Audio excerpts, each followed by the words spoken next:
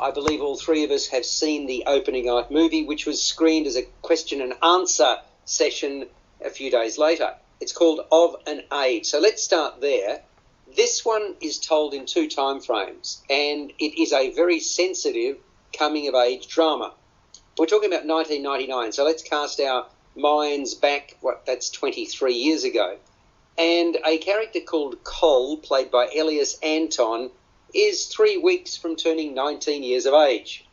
He and he's friends with a hyperactive young woman called Ebony, played by Hattie Hook, who wakes up by the water's edge at a beach in Altona, dazed and confused.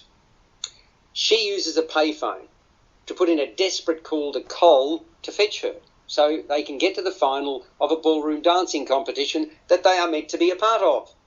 But try as he does, that is Cole does, by calling upon Ebony's older brother Adam, played by Tom Green, to assist, unfortunately it's too late.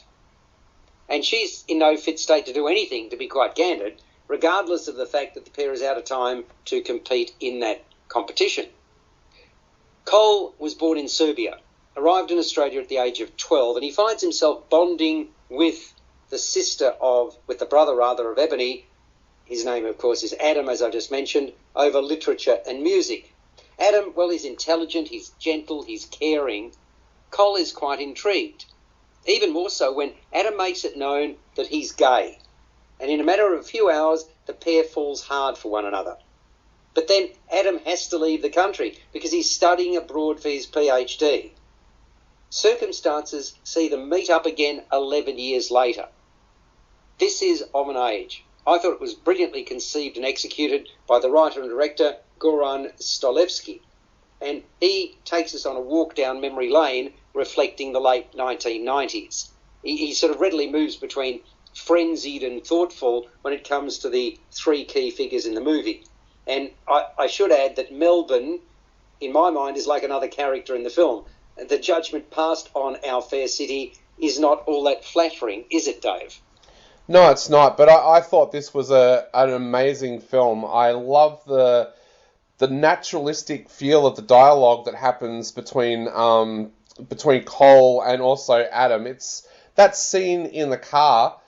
It goes for so long, and normally you would notice that in a film. I did not notice it. I thought it felt like you were almost watching reality TV with just a camera mounted in a car with two guys talking. It was amazing how natural the film felt. There was a few comedic kind of elements in there as well, especially around the character of Ebony, but it's one of those movies where you sit there and you realize that how difficult it is for guys like Adam and Cole, especially with coming to terms with their sexuality. It's such an amazing film. It was so natural, and it just felt like I was there with those guys the entire time.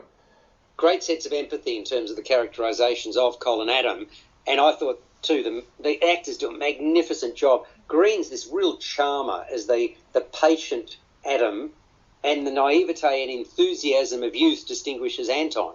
I really thought that was really what stood out for me.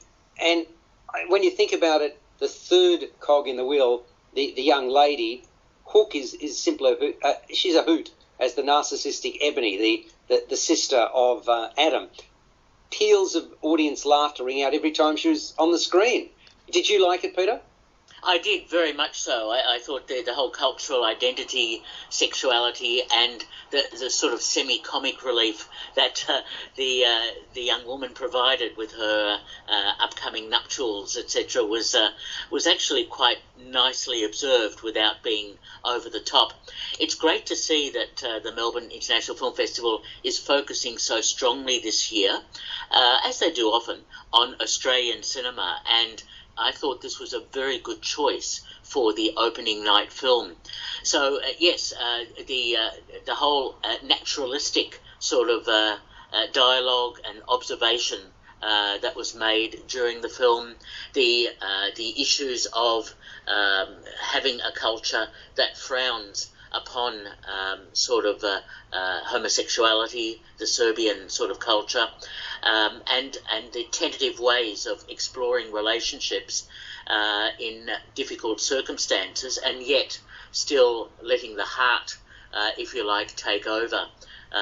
So, look, a very impressive film, nicely shot, a lot of handheld camera work, which tends to be de rigueur for a lot of Australian cinema, but that's okay. I was happy to go with that.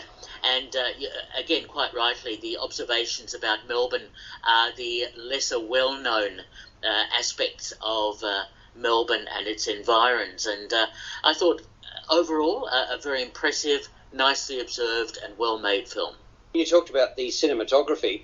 Matthew Chung is the man responsible. He's done a great job. The close-up cinematography in particular. Dave, you referenced the travel, the car, and that's basically when Adam and Cole get to know one another as they are travelling to rescue Adam's sister.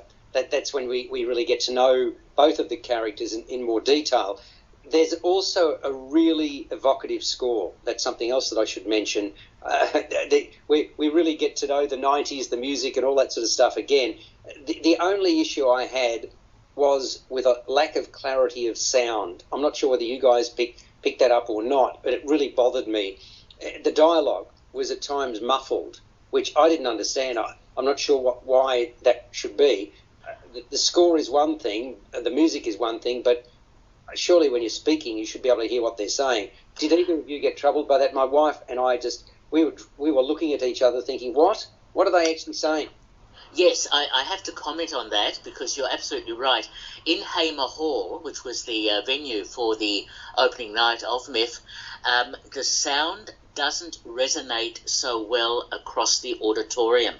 And I noticed that it can bounce off different areas and it makes it sound as if it's muffled. And I've had that experience before in Hamer Hall. You have to be sitting in the front stalls where the speakers are largely pitched to be able to counteract some of that muffling. But yes, overall, I agree. The sound shouldn't have been in that sort of situation as muffled as it was. But I didn't see it there. I was fortunate to receive the opening night invitation, but I chose to go at a later stage when there was a question and answer session, which I'll talk about in a moment. This was at the beautiful Capitol Theatre in Swanston Street. That was where the sound was muffled too. So clearly it's not the venue, it's the actual film. Dave, what about you? Yeah, I did notice it early on, but I find that with my hearing, if it's something like that, it adapts to it. So I noticed it for about the first 5-10 minutes, and then my hearing kind of tuned into what was going on the screen.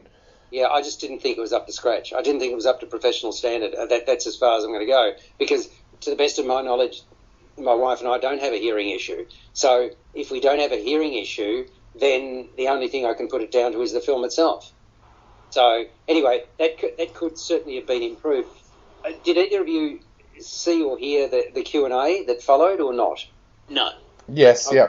Oh, you did. I thought that was terrific. The director, Goran Slavensky, comes across as such a genuine, heartfelt sort of fellow, no tickets on himself whatsoever. And this is one of two of his movies that are in the Melbourne International Film Festival. I mean, wow. I mean, what an announcement. And as you say, what an appropriate film for an opening night film.